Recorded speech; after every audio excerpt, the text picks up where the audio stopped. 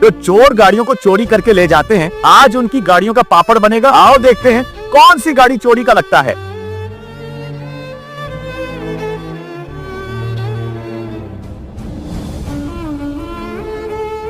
यही गाड़ी चोरी की है, लेकिन उसे देखने से पहले बेटा, मुझे देखकर इग्नोर मत करना। इस बार जो भी परीक्षा में पास होना चाहता है, मैं उसे पास करवा दूंगी। लेकिन मेरा भी एक छोटा सा काम करना होगा।